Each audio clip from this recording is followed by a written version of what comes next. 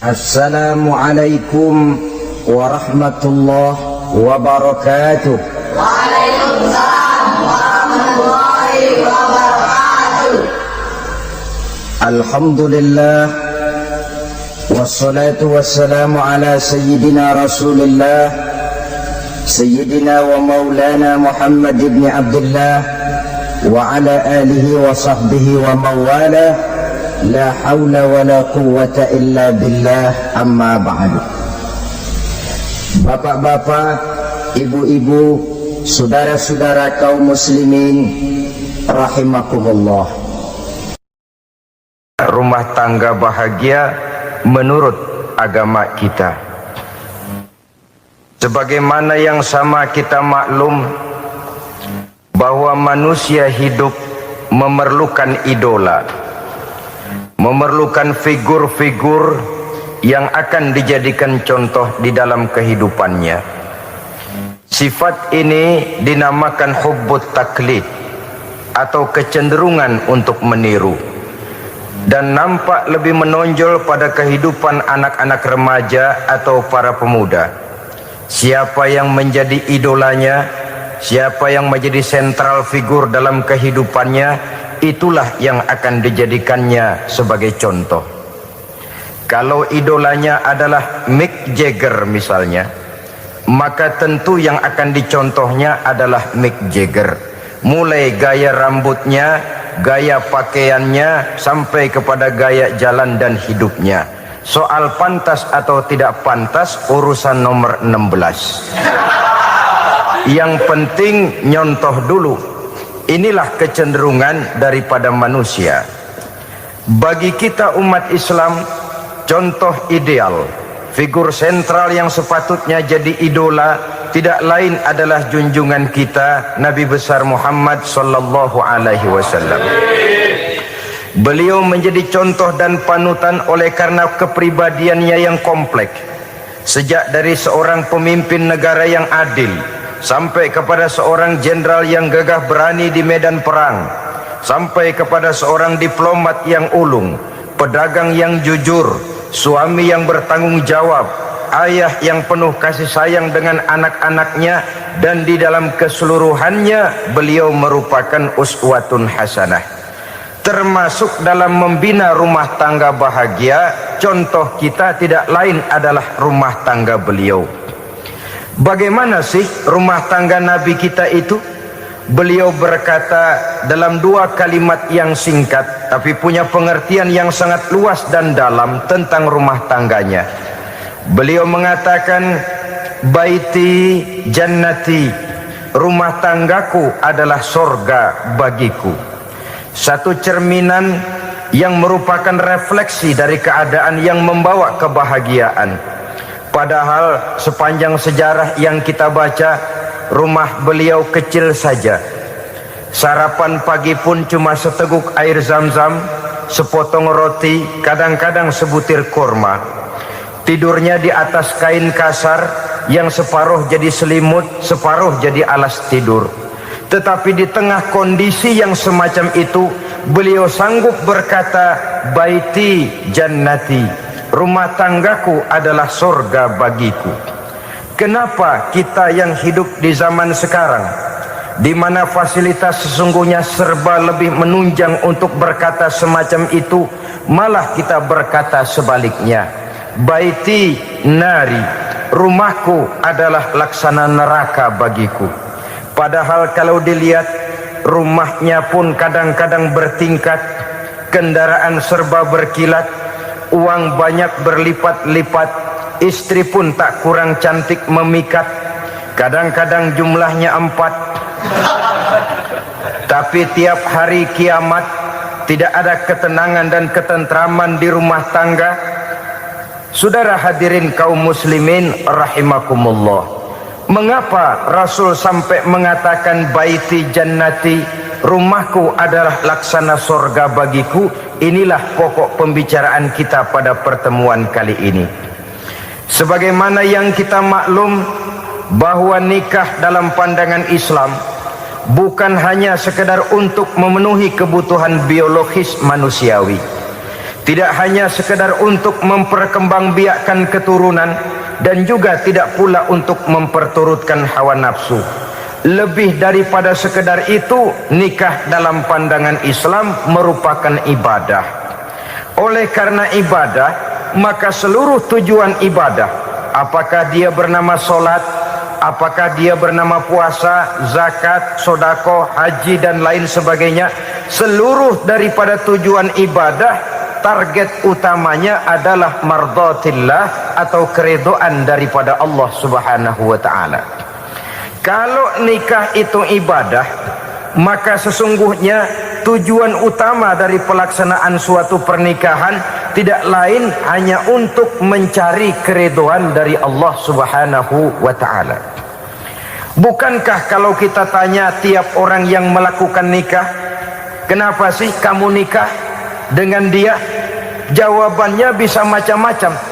Yang umum, karena saya cinta dia. Ada yang berkata, karena saya ingin mendapat ketenangan hidup. Ada yang bilang, karena saya ingin hidup teratur.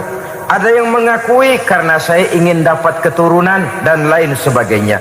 Tetapi sesungguhnya menurut ajaran agama, kalau nikah merupakan ibadah, jawaban intinya ialah saya melakukan nikah untuk mencari keridhaan dari Allah Subhanahu wa taala. Ini konsekuensinya kalau nikah merupakan bagian daripada ibadah.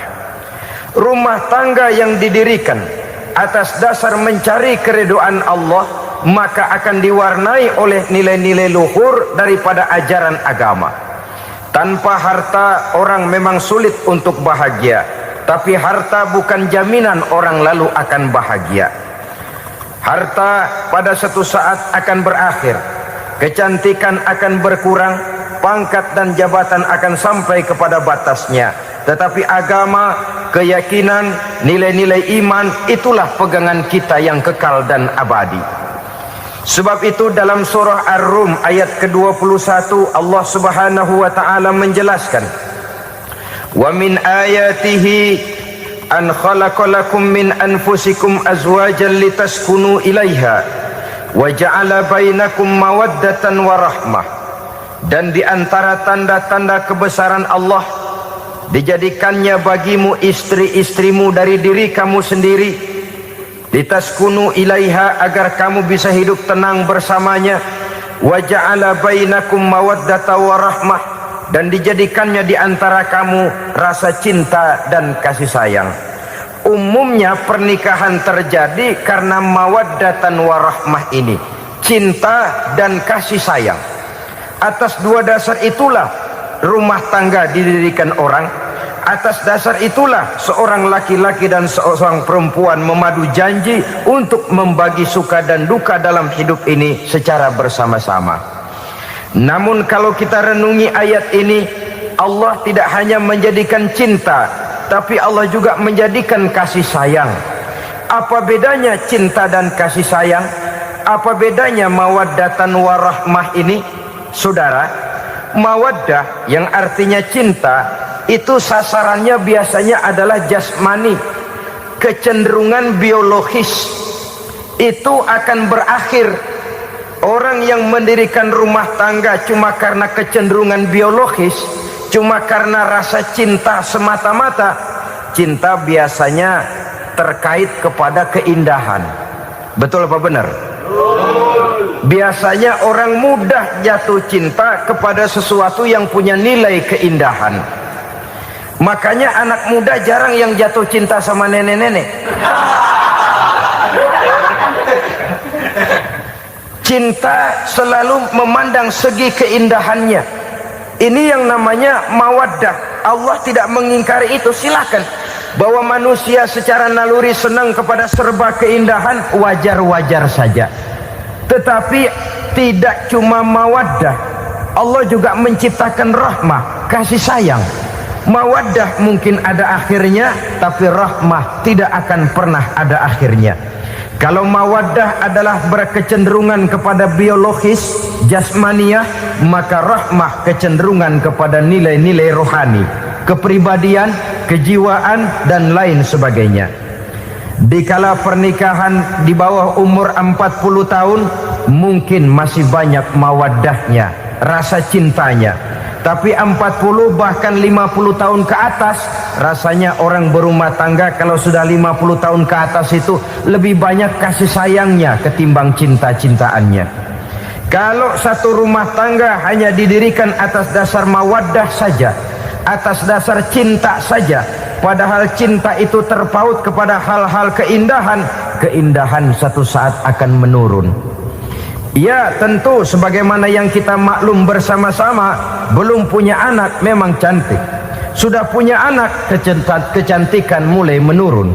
Punya anak 2, kulit mulai mengkerut. Punya anak 3, onderdil mulai dol.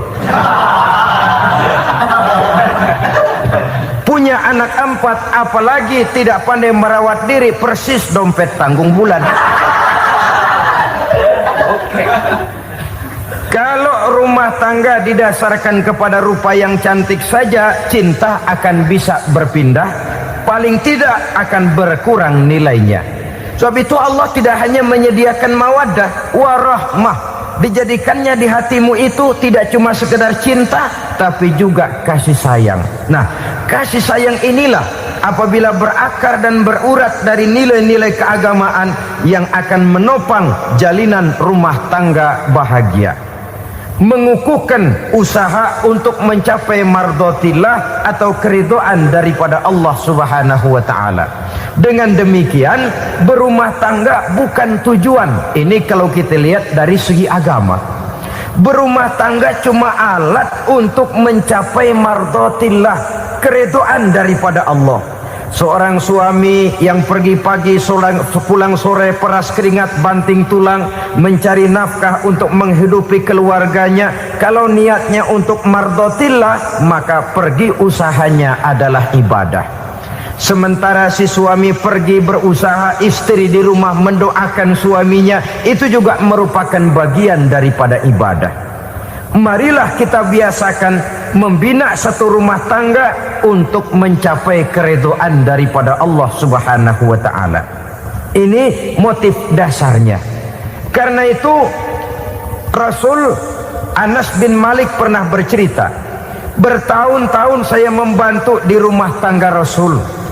Selama tahun-tahun yang panjang saya membantu di rumah tangga beliau itu, kata Anas bin Malik, belum pernah kok saya mendengar kata-kata kasar, keras, membentak-bentak. Belum pernah saya melihat ada piring terbang, sandal melayang, ada penggorengan nitir di atas. Belum pernah, padahal tahun-tahun yang panjang sudah saya lalui. Itu rumah tangga Rasul. Istrinya lebih dari 1, tapi tenang, ayem, adem. Walaupun gosip selalu ada. Ini loh ya, namanya hidup berumah tangga. Jangankan rumah tangga kita manusia biasa, rumah tangga Rasul pun tidak luput dari gosip yang kita kenal dengan hadisul ifki itu. Itu sampai tercatat dalam sejarah.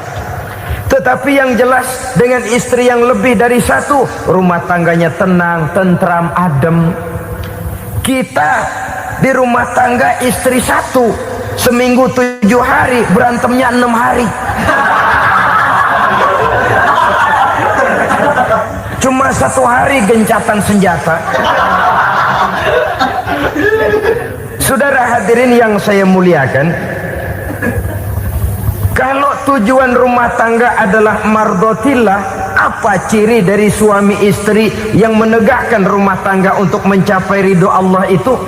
Pertama, sepasang suami istri yang membina rumah tangga semata-mata untuk mencapai keridhaan Allah, cirinya yang pertama, bersyukur apabila beroleh nikmat. Ini ciri yang pertama. Bersyukur kepada Allah, kepada sesama berterima kasih. Suami berterima kasih kepada istri, bertahun-tahun didampingi hidupnya, dicucinya pakaiannya, dimasaknya makanannya. Tidak istri mengeluh walau hidup lebih banyak kurangnya daripada cukupnya. Suami pandai berterima kasih kepada istrinya. Sementara istri pun bisa berterima kasih kepada suaminya. Bertahun-tahun suami peras keringat, banting tulang mencari nafkah. menjadi palang dada terdepan apabila ada masalah-masalah yang besar. Kedua-duanya lalu punya timbangan. Nah inilah ya, saya pesan kepada suami, kepada para suami, kepada para istri, supaya di rumah ada timbangan. Perlunya apa? Kalau pada satu saat istri kita salah, suami cepat-cepat ambil timbangan, lalu ditimbang mana yang lebih berat, salahnya atau dosanya, benarnya atau kesalahannya. Ini istri saya jasanya begini, lalu jasanya begini, salahnya ini, mana yang lebih besar, jasanya atau salahnya? Dengan adanya timbangan, maka keputusan akan objektif. Tapi kalau timbangannya emosi, salah sedikit saja sudah main bentak, main usir, akhirnya keputusan akan mendatangkan kerugian. Sebaliknya, kalau suami yang salah, istri ambil timbangan, ditimbang mana lebih besar, jasanya atau salahnya. Jangan sampai nanti terjadi pepatah, panas setahun habis dihapus oleh hujan satu hari. Jasa istri yang puluhan tahun hapus oleh kesalahannya yang sedikit, atau jasa suami yang bertahun-tahun hapus oleh kesalahannya yang sebenarnya tidak seberapa. Akibat apa itu terjadi? Karena tidak adanya timbangan. Dari rasa bersyukur dan dari rasa berterima kasih ini, saudara-saudara, akan timbullah sifat saling menghargai. Suami menghargai istri, istri pun menghargai suami. Istiqomah, dikasih uang 5.000 senyum, dikasih uang 500 senyum. Itu namanya istri yang pandai bersyukur. Kalau tidak, 5.000 nyengir, 500 manyun. Tahu manyun? Kayak bemok nyari setoran, monyong saja. Ada sikap istiqomah di dalam membina kehidupan berumah tangga ini. Lalu mengerti posisi suami, ini termasuk tanda berterima kasih. Suami saya itu kerjanya apa, golongannya apa, gajinya sebulan berapa. Atas dasar itu, lalu istri menjadi istri yang tahu diri. Walaupun suami harus menyenangkan istri, istri pun hendaknya nimbang, tahu batas kemampuan suami. Kemauan mungkin tidak terbatas, tapi kemampuan sangat terbatas. Kalau suami pegawai kecil, ya mintalah yang kecil-kecil. Kalau suami pegawai rendah, mintalah yang sesuai dengan kemampuannya. Jangan suami gajinya cuma 50.000 sebulan, istri menuntut minta dibeliin gelang yang kayak pelek becak. Tentu sudah overacting namanya. Saudara hadirin yang saya muliakan, kunci awalnya bersyukur kepada Allah. Kalau sudah bisa berterima kasih kepada manusia, hati ini akan mudah bersyukur kepada Allah. Rumah tangga yang pandai bersyukur, berapapun kecilnya nikmat, bukan kecilnya yang dia lihat, tapi karunia Allah yang dinilai. Sehingga dari rasa berterima kasih kepada manusia akan timbullah rasa syukur kehadirat Allah Subhanahu wa ta'ala. Itu yang sering diistilahkan orang, kalau dia punya mobil, dia berkata alhamdulillah kita punya mobil, tetangga kita cuman punya motor. Kalau dia punya motor, syukur kita punya motor, tetangga kita cuman punya sepeda, kemana-mana kekejek melulu. Kalau dia punya sepeda, alhamdulillah punya sepeda, tetangga kita sebelah nggak punya apa-apa, kemana jalan kaki saja. Kalau dia jalan kaki, alhamdulillah kita masih bisa jalan. Tetangga kita sebelah lumpuh bertahun-tahun nggak kemana-mana. Kalau dia lumpuh, alhamdulillah kita masih hidup. Tetangga kita kemarin mati nggak balik lagi.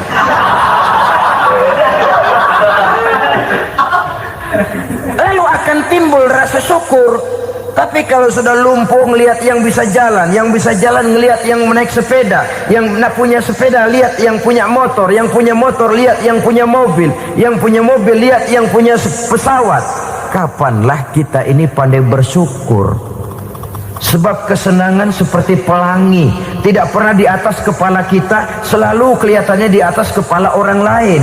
Sehingga kalau ngobrol orang sering bilang, lu sih enak lo gue lihat, gue keblangsak amat nih ya. Setiap orang ngomong kepada kita begitu nadanya. Kita yang dilihat enak, sementara kita melihat orang lain enak. Tukang tahu melihat tukang tempe enak, tukang tempe melihat tukang tuak enak, tukang tuak bilang tukang sirsak enak. Enak itu seperti pelangi. Namun kalau kita mau merenungi, tidak pernah Allah berhenti memberikan nikmat kepada kita. Sejak kita bangun tidur sampai kita tidur kembali, bahkan tidur itu sendiri, seluruhnya tidak pernah putus dari nikmat Allah. Bahagia ada di gubuk reot, bahagia ada di rumah mewah, bahagia ada di hati kopral, bahagia ada di hati jenderal, di gunung dan di kota, di hutan belantara dan di desa, di keheningan malam atau di keramaian siang. Kalau kita mau mencari, bahagia selalu ada. Tapi hati yang tidak pandai bersyukur, bagaimanapun banyak kebahagiaan yang meliputi hidupnya, dia tidak akan pernah pandai mensyukurinya. Maka berterima kasihlah kepada istri, berterima kasihlah kepada suami, bersyukurlah kehadirat Allah Subhanahu wa ta'ala. Saya sering mengatakan, sebaliknya seorang suami bagaimanapun kondisi istrinya, kalau itu memang jodohnya, beranilah berkata, istriku adalah Romeoku, istriku adalah Julietku, atau istriku adalah Sri Kandiku. Biarin pengkor ya pengkor, gak ada urusan. Mensyukuri. Kalau tidak mensyukuri, yang timbul lalu sesalan. Kalau sudah sesalan, mudah umpat mengumpat, caci mencaci dalam rumah tangga, lalu terjadilah kegaduhan. Ketenangan sulit kalau sudah tidak ada unsur saling menghargai itu. Lebih celaka lagi kalau sudah mengarah kepada penyesalan. Kata istrinya, bang gue nyesel kawin sama lu. Suami digituin mungkin gede kepalanya. Kalau lu nyesel apalagi gua, makin nyesel. Iya, coba pikir bertahun-tahun kita berumah tangga, memangnya abang bisa beliin apa sama saya? Itu juga gerobok kalau nggak ngeridit bang. Kalau nggak ngeridit, memangnya kamu bayar kreditan pakai daun pisang? Saudara hadirin yang saya hormati, ini saya tekankan kepada ibu-ibu karena penyakit perempuan umumnya. Pernah Rasul itu pulang Isra Mi'raj cerita, saya pulang Isra Mi'raj diperlihatkan neraka. Neraka ya Rasul? Lalu bagaimana? Saya lihat kok isinya kebanyakan perempuan. Perempuan. Laki juga tidak sedikit. Cuma kebanyakan kok perempuan. Apa perempuan tidak sholat ya Rasul? Sholat. Tidak puasa? Puasa. Tidak ngaji? Rajinan dia sama suaminya. Tapi kenapa lebih banyak di sana? Rasul berkata, hunna yakfurnal asir. Penyakit umum dari perempuan tidak pandai berterima kasih kepada suaminya. Ini rupanya penyakit umum dari tahun atu. Saudara hadirin yang saya muliakan, jadi rumah tangga yang didirikan atas dasar mencapai ridho Allah, maka kelihatan dari pasangan suami istri menjadi orang yang pandai bersyukur terhadap nikmat. Bukankah dalam surah Ibrahim ayat 7 Allah berjanji, la in syakartum la azidannakum wa la in kafartum inna azabi lasyadid. Kalau kamu pandai bersyukur, aku tambah nikmatku. Kalau kamu ingkar, tidak mau bersyukur, azabku itu hebat dan pedih. Rumah tangga yang suami istrinya tidak bersyukur disiksa oleh perasaannya sendiri. Tetangganya dapat nikmat, dia yang meriang. Tetangganya dapat kesenangan, dia yang sakit hati. Dia tidak melihat nikmat yang diberikan kepadanya. Nikmat yang orang lain punya aja yang diincar. Nikmat orang lain aja dihitung-hitung. Tangga kita, si Ano baru habis beli yang sebelah belilir habis beli kukusan. Cuma sekedar kukusan saja. Orang lain beli apa-apa jadi bahan diskusi di rumahnya. Orang lain saja yang diusut. Timbul dendam kesumatnya, timbul hasutnya. Dia tidak bersyukur dengan nikmat yang ada dalam rumah tangganya. isi rumah tangga semacam itu disiksa oleh perasaan hasutnya sendiri. Jauh dari kebahagiaan, kering hatinya, miskin jiwanya, merana batinnya. Kalau sudah ke sana, jauhlah rumah tangga dari pantulan sinar kebahagiaan. Saudara-saudara, kita lihat rumah tangga Rasul. Dari rumah yang kecil, dari tempat tidur yang sarapnya kain kasar, separuh jadi selimut lagi, keluar ucapan baiti jannati. Kenapa? Beliau orang yang pandai bersyukur kepada Allah, bisa berterima kasih kepada istri-istrinya, dan istrinya pun pandai berterima kasih kepada Rasul dan bersyukur kehadirat Allah Subhanahu wa taala. Maka nikmat lalu bertambah. Makin kita syukuri nikmat, makin tambah itu. La azidannakum, janji Allah, pasti aku tambah nikmatku kepadamu jikalau kamu pandai mensyukurinya. Tapi kalau kamu ingkar, tidak pandai bersyukur, awas, nikmat bisa berubah menjadi azab kalau kita tidak pandai-pandai mensyukurinya. Jadi cirinya yang pertama, rumah tangga bahagia itu apabila suami istri pandai bersyukur terhadap nikmat yang diberikan oleh Allah Subhanahu wa taala. Satu. Cirinya yang kedua, rumah tangga yang berdasarkan untuk mardhatillah, mencapai keridhaan Allah, sabar apabila mendapat cobaan. Namanya orang berumah tangga itu persis berlayar di lautan. Suami istri adalah dua orang yang memegang kemudi. Kalau berlayar ombak tenang, angin bertiup sepoi-sepoi basah, lalu bila malam datang bulan bersinar, bintang gemintang gemerlapan, berlayar memang nikmat. Tapi satu saat angin puting beliung bertiup, gelombang menggunung, halilintar menyambar, kemudian petir berkilat. Kalau pada saat itu suami mau ngalor, istri mau ngidul, alamat perahu patah di tengah jalan, kandas di lautan sebelum sampai ke pantai yang akan ditujunya. Oleh karenanya perlu kekompakan. Maka sejak awal seharusnya dalam akan membina rumah tangga yang bahagia itu lebih baik bicara yang pahit-pahit saja, supaya terjadi kesamaan langkah apabila menghadapi kesulitan dan cobaan. Sabar apabila mendapat cobaan. Rumah tangga seperti kapal di lautan tadi tidak akan sunyi dari hantaman gelombang, tidak akan sepi dari tiupan angin topan, dari kilatan petir, dari sambaran halilintar. Baik suami, baik istri harus sabar menghadapi kesulitan. Kadang kesulitan dari segi ekonomi, kadang kesulitan dari segi mengarahkan dan mendidik anak-anak, kadang kesulitan karena banyak orang yang hasut dengan kita, kadang kesulitan berbagai macam lah yang menyebabkan kesulitan. Rumah tangga yang bertujuan mencapai ridho Allah sabar menghadapi segala macam kesulitan. Saudara-saudara kaum muslimin rahimakumullah, kesulitan adalah bagian daripada perjalanan hidup. Siapa orangnya yang tidak pernah menemukan kesulitan dalam kehidupan? Rasanya hampir tidak ada. Dan memang kesulitan bukan untuk ditakuti. Kesulitan justru untuk diatasi, dicarikan jalan keluarnya. Begitulah suami istri yang bertujuan mencari ridho Allah. Manakala suami berada dalam kesulitan, istri mencarikan jalan keluar atau berusaha memberikan jalan keluar. Sebaliknya, manakala istri dalam kesulitan, suami bisa mencarikan jalan keluarnya. Sabar dalam menghadapi segala macam kesulitan. Dalam surah Luqman ayat 17, Allah Subhanahu wa taala berfirman, "Wasbir 'ala ma asabak, inna dzalika min azmil umur." Dan bersabarlah terhadap apapun yang menimpa kamu. Bersabarlah terhadap segala kesulitan yang kamu hadapi, karena sesungguhnya yang demikian itu merupakan sebagian dari perkara-perkara yang telah ditetapkan oleh Allah Subhanahu wa taala. Saudara-saudara kaum muslimin yang berbahagia, kunci sabar sesungguhnya terletak pada keyakinan bahwa segala sesuatu berasal dari Allah dan segalanya akan kembali kepada Allah Subhanahu wa taala.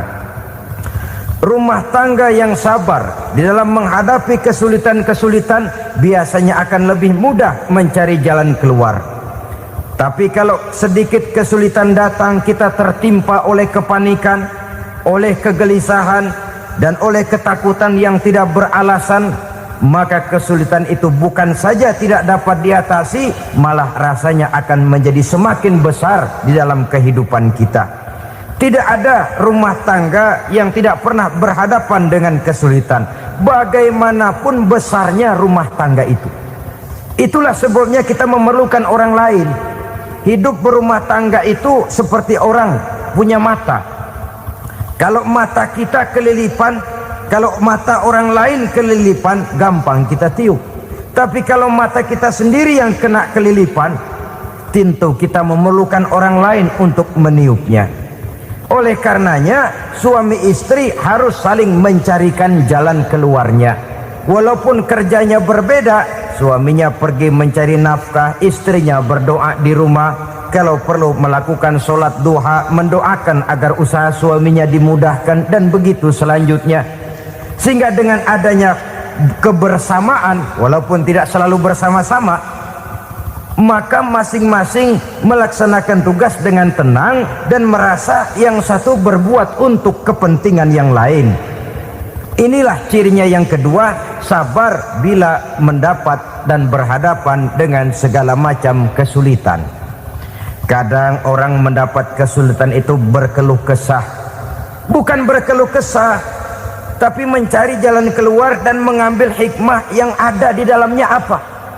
Karena bukan kemudahan, kesulitan yang membuat orang dewasa. Bukan kemudahan, tapi kesulitan yang membuat orang berpikir, dinamis, kreatif. Kalau seluruh jalan yang kita tempuh mudah saja, gampang saja, rasanya monoton kita ini. Kehilangan dinamika dalam perjuangan.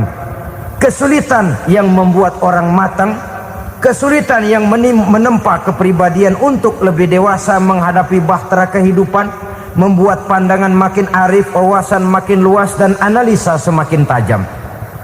Sama saja dalam hidup. Sesungguhnya pujian sering menjadi racun, dan caci maki kalau kita tanggapi secara positif sering membuat kita makin dewasa. Jarang orang berpikir kalau dipuji, tapi baru dia merenung dan mencari diri setelah dicaci maki dan dikritik habis-habisan. Walaupun watak umum manusia senang dipuji, marah kalau dicaci maki. Biasanya kalau ketemu cewek cakep kita bilang, kamu cakep deh. Dia paling bilang, ah abang bisa aja. Walaupun dia bilang, ah abang bisa aja, hidungnya mah tetap mekar. Senang kalau dipuji, itu kecenderungan manusia. Marah kalau dicaci maki, marah kalau dikritik. Tapi sesungguhnya pujian sering jadi racun, caci maki sering jadi obat. Orang takut minum obat karena pahitnya, padahal efeknya itu akan lebih memberikan kesehatan kepadanya. Orang takut menghadapi kritik, orang takut dan tidak ingin dicaci maki, padahal itulah yang sesungguhnya menjadi cambuk kalau tidak dia salah tanggap, menjadi sugesti yang mendorong dia lebih maju lagi. Karena memang bukan pujian, tapi caci maki dan kritik yang membuat kita makin berpikir tajam. Jadi rumah tangga yang berhadapan dengan kesulitan demi kesulitan, biasanya kalau ditanggapi dengan sabar akan makin mengokohkan fondasi rumah tangga itu sendiri. Tapi kalau kesulitan dihadapi dengan tidak sabar, lalu mencari jalan pintas, kesulitan ekonomi, kebetulan istrinya cakep, istrinya disuruh ngojek. Dah lu ngojek aja deh, gue nungguin setoran dah. Suami tapak di rumah. Saudara hadirin yang saya muliakan, buat sepintas memang mendatangkan materi itu, mengatasi kesulitan ekonomi. Tapi apakah bahagia? Walaupun rumah bisa jadi besar, perabotan bisa serba lebih lengkap dan ada, tapi apakah semuanya mendatangkan bahagia? Sementara suami kehilangan rasa cemburunya, dan dalam agama itu disebut dayus. Dayus, suami yang tidak punya rasa cemburu kepada istrinya. Dan orang dayus kayak begitu, haram mendapat bau sorga. Bau sorga saja tidak dapat, apalagi masuk ke dalamnya. Ya tapi juga jangan lantas mentang-mentang harus cemburu sama istri, overacting. Suaminya nawar sayuran, laki pulang ngomel, lu pacaran ya sama tukang sayur. Itu juga over, saudara-saudara. Kesulitan ekonomi diatasi dengan sabar. Sabar dalam arti berusaha dengan tidak mengambil jalan pintas, berusaha tetap berada di jalan yang diridhoi oleh Allah. Ini yang jadi problema ini rumah tangga sekarang ini, kesulitan ekonomi, di mana lapangan kerja sulit, di mana persaingan hidup tajam, sedangkan kita hidup ingin seperti orang lain. Kita mudah gelap mata, mudah picik pandangan, mudah sulit pertimbangan, lalu mengambil jalan pintas. Kadang menjual akidah, menjual keimanan. Kebetulan penderingan kering, ada yang nawarin beras 3 liter sama Supermi 2 bungkus. Hari Minggu diajak ke gereja mau. Itu iman kena beras 3 liter telap. Kesulitan ekonomi, saudara-saudara, sehingga Imam Ali pernah berkata, kadal fakru ayyakuna kufron. Kemiskinan memang mudah membawa orang kepada kekafiran, kepada perbuatan-perbuatan yang bisa mengundang kekafiran. Oleh karena itu dalam tamsil lain beliau berkata, kalau ada ular dan ada kemiskinan, kemiskinan yang saya getok lebih dulu, kemiskinan yang saya bunuh lebih dahulu. Karena kemiskinan mudah membawa orang kepada kekufuran. Bagaimanapun sulitnya ekonomi yang dihadapi dalam rumah tangga, percayalah satu saat jalan keluarnya mesti ada. Mesti ada. Jangan sampai mengambil jalan pintas yang membuat kita keluar dari jalan yang ditinjau dari segi kemasyarakatan pun mendatangkan aib, ditinjau dari kehormatan berkeluarga pun mendatangkan nista, ditinjau dari segi ekonomi pun barangkali tidak akan mendatangkan kelimpahan materi. Jalan pintas pada umumnya, saudara-saudara, hanya memberikan kenikmatan yang sekejap. Dan apalah itu artinya kalau harus mengorbankan kesenangan yang abadi dan kekal. Kadang-kadang mengorbankan anaknya sendiri, anaknya dikomersilkan. Pokoknya siapa yang nyamper lu berangkat aja dah. Asal pulang nenteng pisang sama jeruk sebongsang, orang tua udah anteng aja udah. Saudara hadirin yang saya muliakan, setiap kita selalu berhadapan dengan kesulitan. Karena itu rumah tangga yang bertujuan mencapai mardhatillah, mereka sabar dalam menghadapi kesulitan. Tidak ada beras, puasa saja, puasa sunnah. Puasa sunnah, lapar tapi ada pahalanya, daripada tidak puasa lalu ngegerundel. Brengsek Tuhan, gue sembahyang melulu lapar juga. Sudah lapar tidak berpahala. Bukankah Rasulullah sendiri kalau pulang ke rumah Aisyah lalu berkata, ya Humairah, ada makanan hari ini? Ada makanan yang enggak ada bang. Alhamdulillah kalau begitu saya puasa. Pulang dari mana-mana perut lapar, mau makan tidak ada makanan, bukan marah, bukan ngamuk, puasa. Maka boleh puasa sunnah, niatnya udah siang, jam 10, jam 11, asal dari pagi belum makan apa-apa. Niatnya jam 10, sah, dengan catatan dari pagi belum makan apa-apa. Jangan sudah sepiring setengah baru niat, itu lain. Itu ngojek namanya itu. Pengertian dalam kesulitan. Satu malam beliau pulang dari masjid agak larut. Habis ngajar banyak yang bertanya, ketuk pintu, assalamualaikum. Assalamualaikum. 3 kali beliau memberi salam, tidak ada jawaban, tidak dibukakan pintu. Rupanya istri beliau lelah bekerja di waktu siang, tidurnya pules benar. Marahkah Rasul? Tidak. Beliau gelar sorban, tidur di depan pintu. Asraful anbiya wal mursalin ini, Rasul termulia ini, karena menghargai istrinya, tidur di depan pintu. Sampai Aisyah bangun sepertiga malam, terkejut buka pintu, suaminya ada di depan pintu. Beliau bangunkan. Ketika dibangunkan, Rasul lebih dulu berkata, maaf sayang, saya pulang terlambat. Sudah nggak dibukain pintu, tidur di depan, dibangunin, beliau duluan yang minta maaf. Pengertian. Kalau emosi, memang nggak dibukain pintu, tidur di depan. Begitu dibukain, yang enak kita tunjuk jidatnya.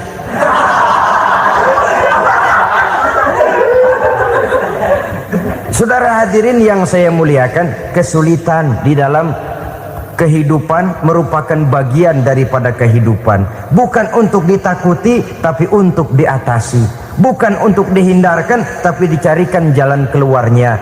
Hadapilah kesulitan dengan baik sangka kepada Allah, dengan lapang dada, dan dengan tetap bersabar menghadapinya. Kenapa? Karena tujuan kita mendirikan rumah tangga, mencapai ridho Allah. Kalau anak kita perjualbelikan, kalau istri kita komersilkan, kalau akidah kita jual untuk mempertahankan rumah tangga, bukankah makin jauh saja rumah tangga itu dari ridho Allah? Ini tujuan utamanya. Yang ketiga, rumah tangga yang bertujuan mardotillah itu, suami istri yang merupakan fondasi di rumah tangga, suami sebagai pemimpin, istri sebagai pembina, selalu musyawarah dalam menyelesaikan persoalan. Walaupun istri ditakdirkan sebagai pemimpin dan suami sebagai pemimpin dan istri yang dipimpin, tapi agama menganjurkan musyawarah. Jangan mentang-mentang istri nyari duit, suami nyari duit, lalu menteleng. Segalanya mau diktator, segalanya mau sendiri. Rumah tangga yang bertujuan mencapai ridho Allah selalu didirikan atas dasar musyawarah. Sehingga apabila sesuatu itu dihasilkan dari suasana musyawarah, tidak akan melahirkan penyesalan di belakang hari. Kalau tidak, berjalan menurut seleranya masing-masing, belakangan timbul penyesalan, akhirnya main salah menyalahkan. Kalau sudah saling salah menyalahkan, itu artinya sudah saling mengungkit kekurangan masing-masing. Akibatnya tidak ada lagi saling menghargai. Jadi dengan demikian musyawarah di dalam menyelesaikan persoalan. Menghadapi kesulitan ekonomi, musyawarah. Menghadapi kenakalan anak, musyawarah. Akan membeli ini dan itu, sebaiknya juga musyawarah. Kalau merupakan hasil musyawarah, maka saudara-saudara, hasilnya pun akan dihadapi oleh bersama. Enak rasakan bersama, tidak enak rasakan bersama. Kenapa? Tadinya musyawarahnya bersama-sama juga. Lah kalau hasil sendirian, giliran enak mungkin yang satu mau ikut, giliran tidak enak yang satu nuding, gua kata juga apa. Kan begitu akibatnya kalau tidak berdasarkan musyawarah lebih dahulu. Maka insya Allah hasil musyawarah ini setidaknya tidak akan mendatangkan sesalan di belakang hari nantinya. Saudara-saudara kaum muslimin rahimakumullah, ciri yang keempat, sepasang suami istri yang bertujuan mencapai ridho Allah dalam upaya mencapai rumah tangga bahagia itu tawakal apabila mempunyai rencana. Tawakal berserah diri kepada Allah, bukan berserah diri dalam artian mutlak yang mengarah kepada fatalism atau predestination. Kita sering mengartikan tawakal secara salah. Belum apa-apa sudah menyerahkan diri kepada Allah. Emang semuanya terjadi menurut maunya Allah dah, nggak usah ngapa-ngapain, bagaimana Tuhan aja dah. Lapar juga nggak usah makan, kalau takdirnya kenyang pan kenyang. Ya udah lapar terus kita. Makan dulu, perkara nanti kenyang apa tidak, itu baru tawakal. Kalau sakit ke dokter, soal sembuh atau tidak, baru tawakal. Artinya usaha itu ada. Setelah suami berusaha, istri berusaha, selebihnya tawakal. Apa perlunya tawakal? Apabila berhasil tidak lupa daratan, apabila berhasil tidak lupa diri, apabila gagal tidak putus asa. Sehingga dengan demikian dari tawakal ini lahirlah pondasi yang kokoh membina rumah tangga yang bahagia dalam upaya mencapai keridhaan daripada Allah Subhanahu wa taala. Apapun yang kita laksanakan di rumah tangga, tujuan intinya tetap untuk mencapai keridhaan Allah. Beli kendaraan untuk mencapai ridho Allah, lalu dipakai ngaji, dipakai ke masjid dan sebagainya. Beli peralatan rumah tangga untuk mencapai ridho Allah, mendidik anak untuk mencapai ridho Allah, membantu keluarga untuk mencapai ridho Allah, dan begitu selanjutnya. Tawakal apabila mempunyai rencana. Kemudian cirinya yang kelima, suami istri yang bertujuan mencapai ridho Allah selalu mempererat silaturahmi. Sebab seperti sudah saya sampaikan pada pertemuan terdahulu, dalam berumah tangga itu ada orang tua, ada mertua. Itu cuma perbedaan istilah, tapi hakikatnya adalah sama. Jangan karena perbedaan istilah lalu menyebabkan kita berbeda sikap. Kalau sudah berbeda sikap, tentu akan melahirkan perasaan yang tidak simpatik. Sebaiknya suami istri kalau sudah berumah tangga, jadikanlah orang tua tempat cerita yang enak saja. Yang tidak enak telan berdua, yang pahit rasakan berdua, kesusahan dan kesulitan atasi berdua. Giliran enak ngomong sama orang tua, giliran senang cerita sama mertua. Sekarang kan kita balik, kalau lagi senang duitnya banyak, anteng di rumah, kalem aja. Tapi lalu waktu susah, waktu susah, cerita kepada orang tuanya, cerita kepada mertuanya. Lalu kapan kita mau menyenangkan orang tua? Sudahlah mereka susah mendidik kita di waktu kecil, membesarkan kita, melakukan segala macam pengorbanan. Demi setelah kita berumah tangga, kesulitan rumah tangga kita tumpahkan juga kepada mereka. Pererat silaturahmi dan usahakan agar seluruh keluarga hanya menjadi tempat kita cerita yang enak-enak saja. Istilah sehari-harinya, kalau di rumah kita makan sama sayur bayam, keluar rumah diem, malah seluitan. Tetangga tanya, lu makan kayaknya enak banget apa sih? Daging ayam.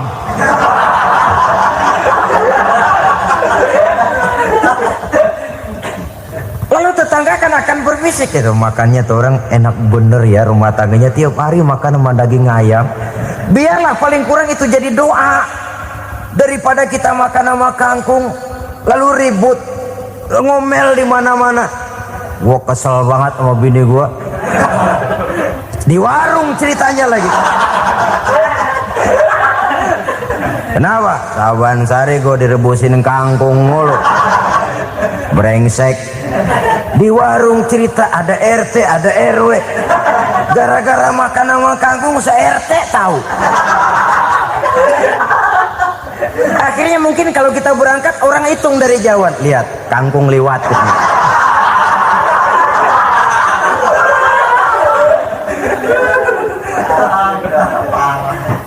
Bisa menjaga yang disebut security informasi, rahasia rumah tangga. Bahkan pernah saya berikan contoh karena ingin menghargai. Suami beliin kain batik buat istrinya. Istri tahu begitu sepintas, nih kain jelek nih. Tapi karena mau menyenangkan suaminya, dia bohong. Bagaimana bu, kain yang bapak beliin? Aduh bagus bener pak, bagus sekali itu kain. Warnanya pak emang yang model begitu tuh. Tetangga kita mana ada yang pakai kain begitu pak? Ya emang nggak ada, jelek. Menghargai. Sebab kalau waktu itu si istri jujur, yang timbul sakit hati suami. Bagaimana bu kain yang saya beliin? Goblok lo. Kain begitu dibeliin di pasar juga banyak 1.400. Campur odol lagi. Sudahlah suami punya niat baik, sampai rumah digoblok-goblokin, tidak ada lagi rasa saling menghargainya. Begitu pentingnya mempererat silaturahmi ini, sampai Nabi berpesan, isnani la yanzurullahu ilaihima yaumal qiyamah, qati'ur rahim wa jarus su'. Ada dua golongan manusia yang di akhirat nanti tidak akan dilihat oleh Allah, tidak akan diopeni oleh Allah, didiemin aja. Siapa mereka? Pertama, orang yang suka memutuskan silaturahmi. Yang kedua, tetangga yang jahat dengan tetangganya. Dua golongan manusia ini, pemutus silaturahmi, kemudian juga tetangga yang jahat dengan tetangganya, ini tidak akan dipandang oleh Allah di hari akhirat nanti. Jadi pererat silaturahmi, sebab kita ini zon politikan, makhluk yang bermasyarakat, yang tidak bisa hidup sendirian. Setiap kita memerlukan orang lain. Kita disebut kaya karena ada yang miskin, kita disebut alim karena ada yang awam, kita disebut berkuasa karena ada rakyat jelata. Tanpa rakyat tidak ada penguasa, tanpa yang miskin tidak ada orang kaya. Kalau tidak ada yang jelek, siapa yang bilang cakep? Karena ngimbangi. Saudara hadirin, atas dasar ini mestinya kita selalu bersyukur dalam segala posisi, tidak lalu salah terima kepada karunia yang diberikan Allah kepada kita. Saudara hadirin yang saya hormati, pererat silaturahmi, jadikan orang-orang tua kita tempat kita cerita yang enak-enak saja. Yang tidak enak, telan sendiri, usahakan sendiri, carikan jalan keluarnya sendiri. Setidaknya ya diam sajalah. Kalau belum bisa membalas budi baik orang tua, setidaknya jangan menyakiti hati orang tua kita. Sudah lelah dan payah dia mengasuh kita, membesarkan kita, merawat kita, demi setelah kita berumah tangga, seluruh kesulitan kita bawa lagi kepadanya. Karena itu buat para istri juga ini perhatian.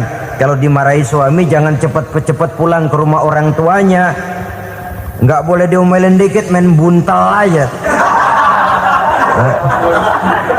Gua pulang dah. Pulang. Sampai sana cerita habis-habisan, dikucek kejelekan suaminya. Nanti 2-3 hari balik aja lagi. Kan nggak lucu jadinya. Saudara hadirin, begitu juga suami. Mencaci maki habis istrinya, 2-3 hari bayar aja lagi. Konyol, istrinya sudah dicaci maki habis-habisan, dijeleki leluhur-leluhurnya, 2-3 hari baik lagi, mesraan lagi. Kata bininya dalam hati, gua lu jelekin juga, lu pakai juga, payah.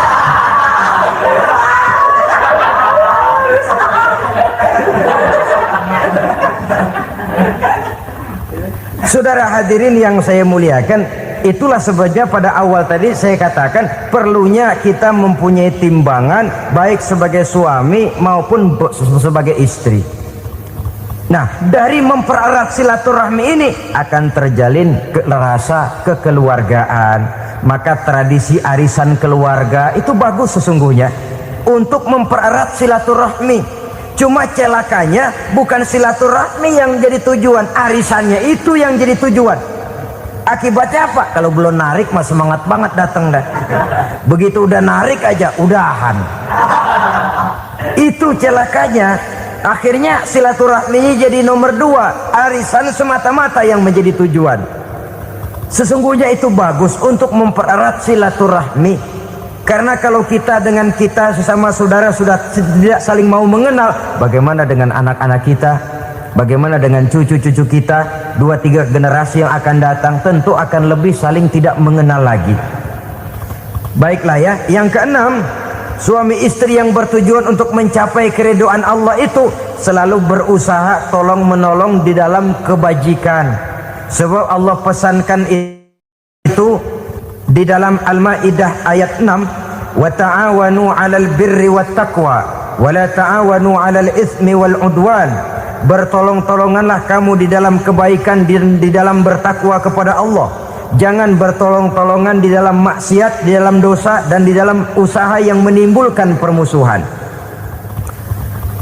Kalau suami marah kepada seseorang, istri jangan ngipasin. Oh bang, yang begitu mah dibayain tuman. Udah habisin aja dah. Anak-anaknya marahin sekalian. ngipasin. Istri kesel sama tetangganya, suami ngipasin. Emang tuh tetangga kita, hahu. Habis orang dikipasin. Ta'awanu 'alal birri wat taqwa, bertolong-tolonganlah di dalam kebaikan. Istri malas ngaji, suami mendorong, memberikan sugesti. Suami malas berusaha, istri memberikan sugesti. Saling tolong menolong di dalam kebaikan dan takwa, dan jangan tolong menolong dalam dosa dan permusuhan. Kata suami, Bu, daripada kita melarat terus hidup, kita piara tuyul yuk. Kata istrinya, nah ini sudah menyimpang bang, bersabarlah, bagaimanapun insya Allah kita tidak akan mati kelaparan. Piara tuyul itu nanti jadi pindah akidah, merusak iman, berteman dengan setan. Apalah artinya kekayaan dan kesenangan sebentar kalau harus mengorbankan kekayaan dan kesenangan yang abadi. Ini sudah alal ismi wal udwan, sesuatu yang mengandung dosa.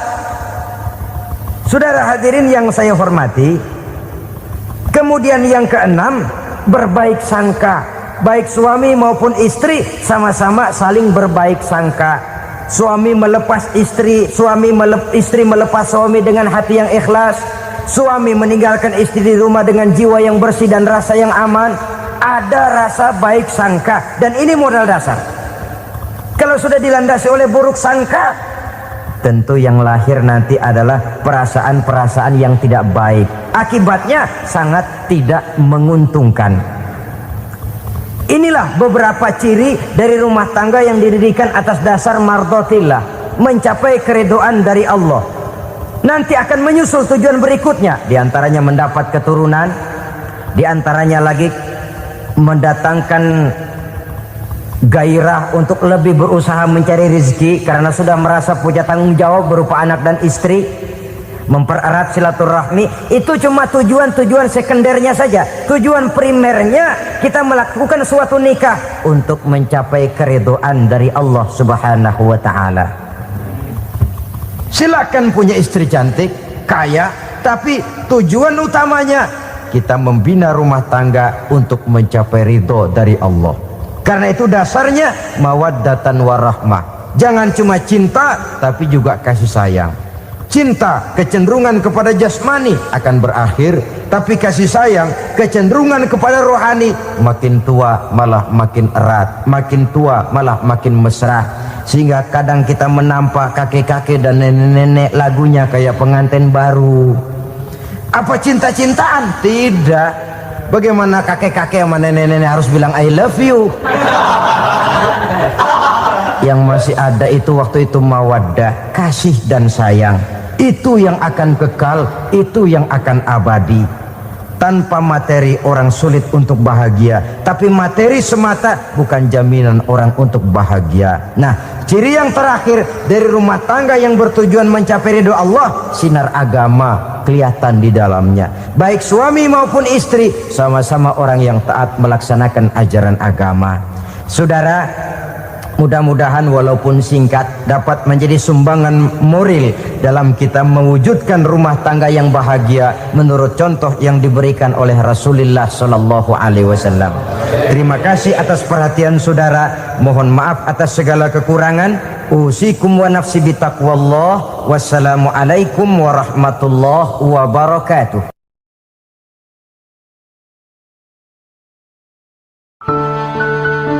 Assalamualaikum warahmatullahi wabarakatuh. Bismillahirrahmanirrahim. Alhamdulillahi rabbil alamin. Wassalatu wassalamu ala ashrafil anbiya'i wal mursalin wa ala alihi wa sahbihi ajma'in, amma ba'du. Saudara-saudara kaum muslimin rahimakumullah, salah satu dari misi Islam ialah mengangkat harkat dan martabat manusia yang sebelumnya dibedakan oleh warna kulit, oleh suku bangsa dan bahasa. Seluruhnya diikat dengan satu akidah, menghilangkan perbedaan akibat warna kulit, suku bangsa dan bahasa. Termasuk dalam upaya itu betapa Islam telah mengangkat harkat dan martabat kaum wanita. Maka pada pertemuan kali ini kita akan membicarakan tentang peranan wanita sepanjang pandangan agama. Sebelum Islam datang, nasib perempuan nyaris hanya berputar di segitiga saja. Dapur, sumur, kasur. Kasur, sumur, dapur. Seolah-olah wanita terpaut dengan 3 itu tadi. Seolah-olah wanita tidak bisa berbuat lebih banyak daripada itu. Bahkan di tengah masyarakat jahiliyah, bayi perempuan mendatangkan aib sehingga mereka lalu dikubur hidup-hidup. Maka datang Islam dengan tegas mencanangkan satu revolusi yang mengangkat harkat dan martabat kaum wanita. Nabi bersabda, "An-nisa'u imadul bilad, iza saluhat saluhal bilad, wa iza fasadat fasadal bilad." Wanita adalah tiang negara. Jikalau baik wanita, baiklah negara. Jikalau rusak wanita, hancurlah negara. Dalam berbagai ayat Al-Quranul Karim menjelaskan tentang wanita dan peranannya. Al-Quran bercerita tentang Siti Hawa. Al-Quran bercerita tentang anak perempuan Nabi Adam, Iklima dan Labuda, yang menyebabkan Habil dan Qabil saling berbunuh-bunuhan. Al-Quran menceritakan bagaimana ibunya Nabi Musa mendapat wahyu untuk menghanyutkan anaknya di hilir sungai Nil. Al-Quran bercerita tentang Siti Maryam, ibu daripada Nabi Isa. Al-Quran bercerita tentang 2 putri Nabi Yusuf, yang akhirnya salah satunya menjadi istri daripada Nabi Musa. Pun Al-Quran bercerita tentang Ratu Balkis, seorang wanita yang menjadi penguasa di negeri Sabah, yang demikian besar pengaruhnya dan wawasannya. Dan banyak lagi Al-Quran menceritakan keadaan kaum wanita, sampai-sampai dalam Al-Quran ada satu surah yang dinamakan surah An-Nisa. Ini seluruhnya berarti bahwa Al-Quran telah menempatkan kaum wanita dalam satu posisi yang mulia dan terpuji.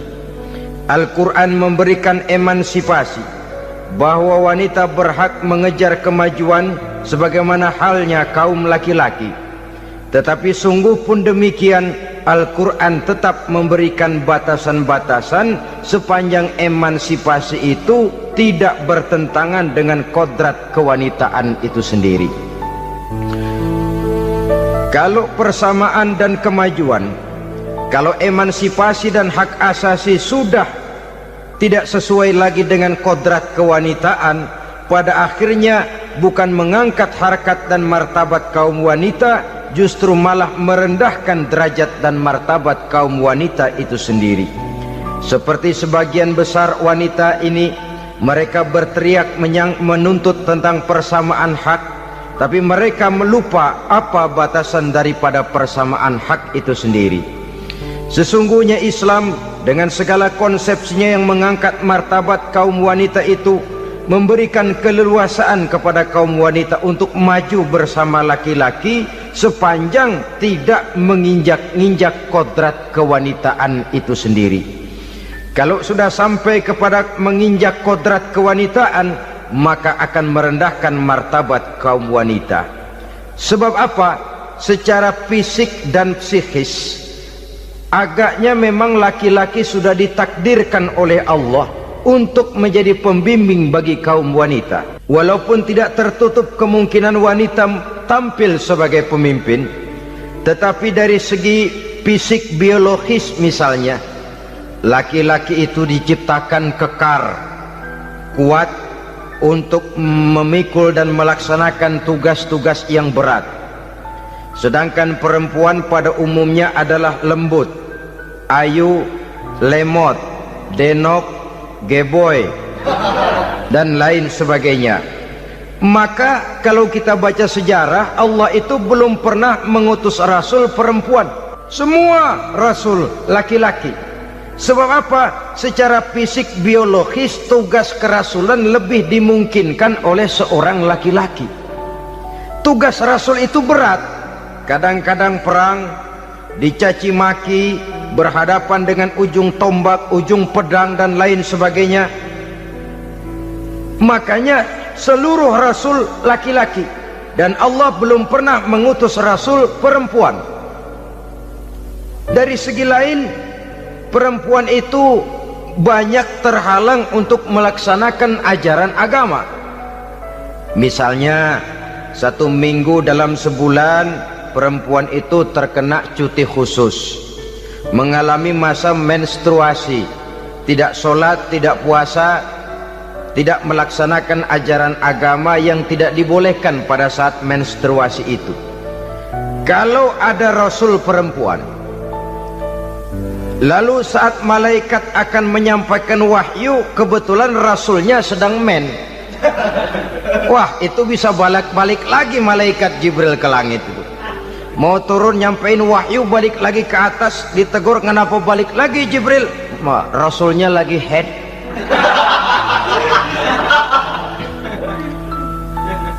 Atau pada saat agama dalam bahaya, agama dalam hinaan, agama dalam ancaman, rasulnya perempuan kebetulan sedang hamil besar. Apa lalu perang ditunda? Pengumuman perang ditunda saja sampai rasul melahirkan.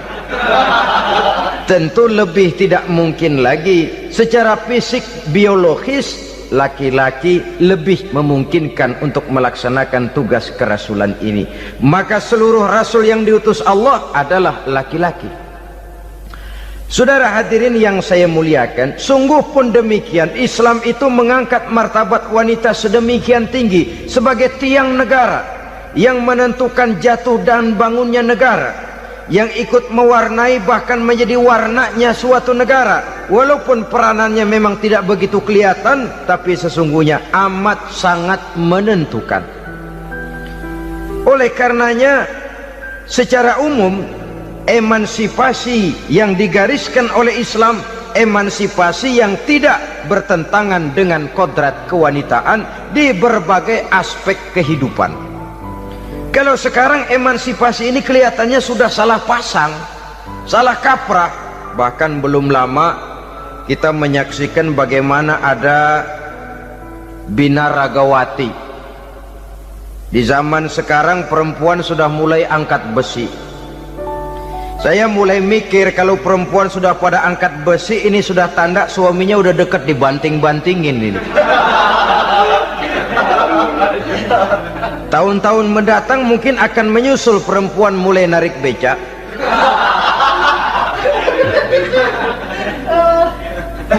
Nampaknya kan sudah tidak lagi mengindahkan kodratnya sebagai wanita.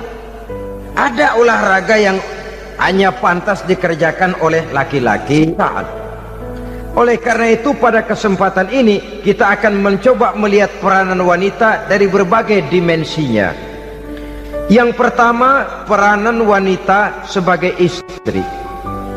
Adalah Rasul memilih istri pertamanya Sayyidatuna Khadijah radhiyallahu anha. Kalau pilihan utama beliau pertama kali nikah dengan Siti Khadijah, jelas itu pilihannya bukan karena kecantikan. Kenapa? Beliau nikahi Siti Khadijah dalam usia 40 tahun Khadijah dan 25 tahun Rasul. Statusnya janda pula. Kalau beliau seorang pemburu kembang, pemburu bunga, kenapa mesti nikah dengan janda berumur 40 tahun? Sedangkan beliau waktu itu masih berumur 25 tahun. Apa sasaran utamanya? Bisa kita lihat nanti. Setelah beliau diangkat menjadi Rasul, ternyata Khadijah lebih daripada seorang istri, beliau masuk ke dalam staf Nabi. Orang lain beliau belum beriman, beliau malah beriman lebih dahulu sebagai perempuan pertama yang masuk Islam. Orang lain memusuhi Nabi, beliau malah mengorbankan hartanya untuk membantu perjuangan Nabi. istri setia semacam ini dengan peranannya sebagai istri yang sedemikian rupa memberikan andil yang sangat besar bagi kesuksesan dan keberhasilan seorang suami. Sebaliknya, seorang istri bisa mempengaruhi suaminya. Seorang suami yang jujur, polos, lugu, sederhana bisa jadi koruptor ulung kalau didorong-dorong oleh istrinya. Seorang istri Pak Lurah memang tidak ikut mengatur kelurahan, tapi dia bisa mewarnai suaminya. Seorang istri gubernur memang tidak ikut mengatur provinsi, tapi dia bisa mewarnai suaminya. Sepanjang warnanya positif, tentu sangat baik dan sangat diharapkan. Tetapi kalau warnanya negatif, kiamatlah akibatnya umat ini. Oleh sebab itu, peran pertama dari kaum wanita sesungguhnya adalah sebagai istri yang mendampingi suami untuk mengolah dan melaksanakan tugas-tugas besar. Dari seorang yang paling kecil sampai kepada seorang yang punya jabatan paling tinggi sekalipun, pengaruh dan peranan istri memang sangat menentukan.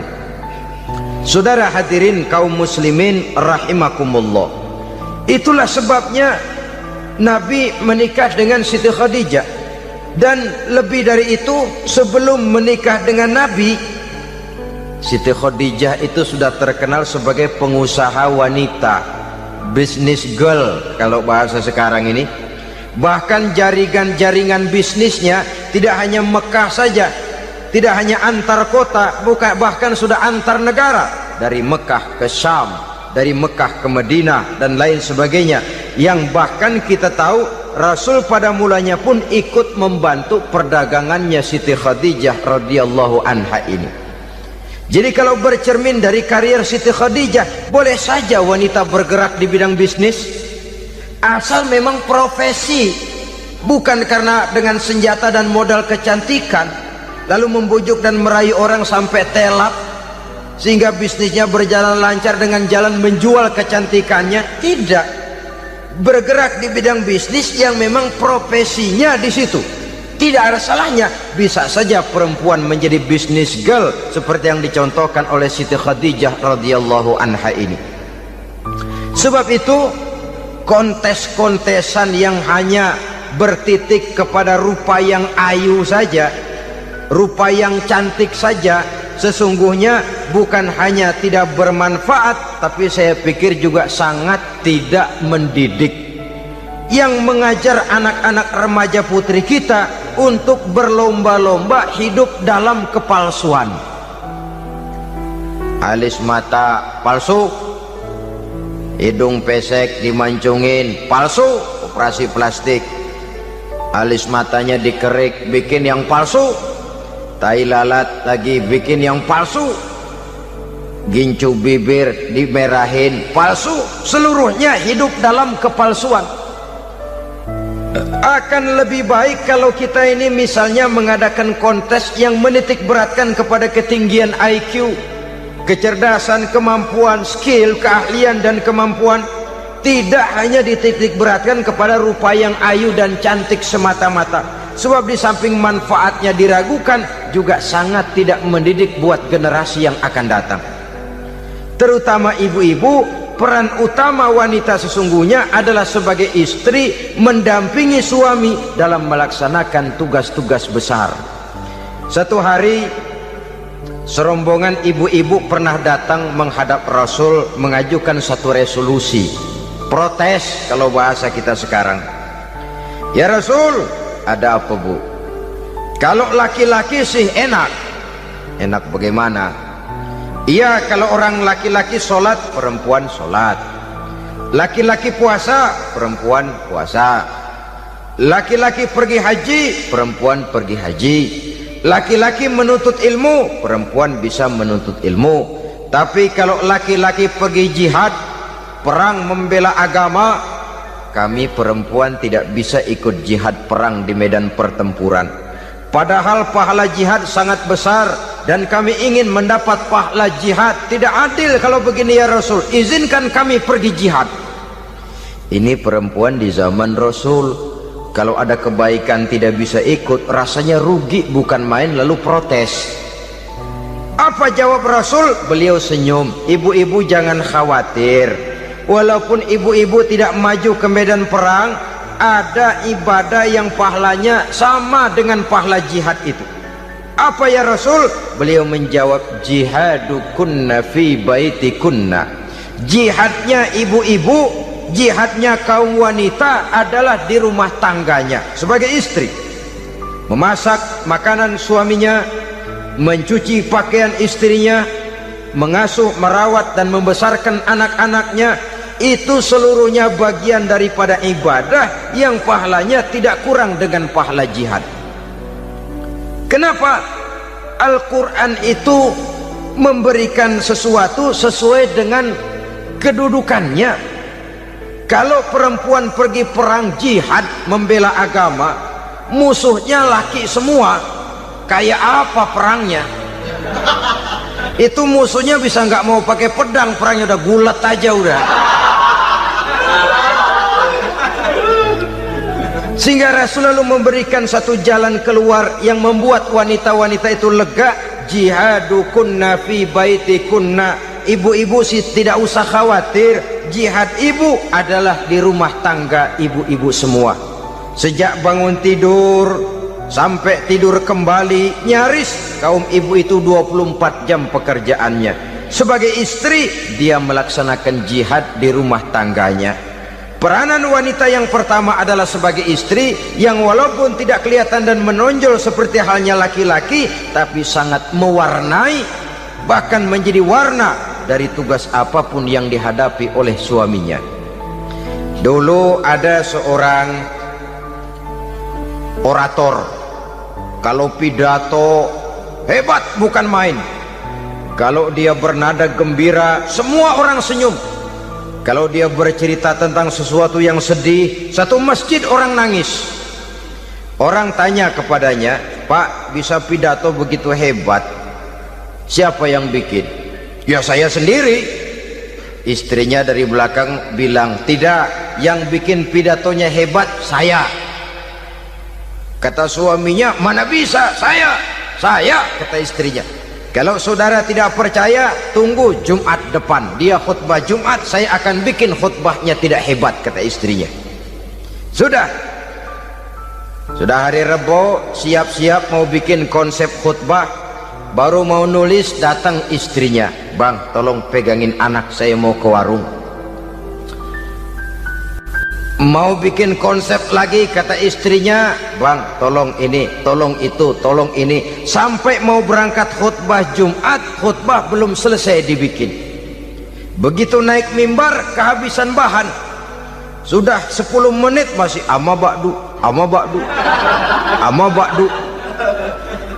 Ini yang dengar heran, ini orang kok bicaranya bisa cuma amat sama badu saja. Di situ kelihatan saudara-saudara betapa peran serta istri yang walaupun tidak kelihatan oleh pandangan mata yang zahir, tapi teramat sangat menentukan. Sekali lagi, tidak ada seorang suami bisa sukses jadi apapun dia tanpa peran serta istrinya di rumah. Tidak ada kemajuan yang bisa diperoleh kalau tidak karena peran serta istrinya di rumah. Tidak ada kesuksesan yang bisa diraih tanpa keikutsertaan daripada istrinya di rumah. Walaupun suaminya yang dikenal orang, suaminya yang dipuji orang, suaminya yang disanjung orang, bagian besar tetaplah saham dan andil daripada istrinya yang di rumah itu. Ini makna an-nisa imadul bilad. Wanita adalah tiang negara. Jikalau baik wanita, baik negara. Jikalau rusak wanita, hancur negara. Karena wanita, negeri Sabah menjadi terkenal tentram, aman, wawasan politiknya luas. Seorang semacam Cleopatra bisa menaklukkan Julius Caesar. Dan begitu selanjutnya.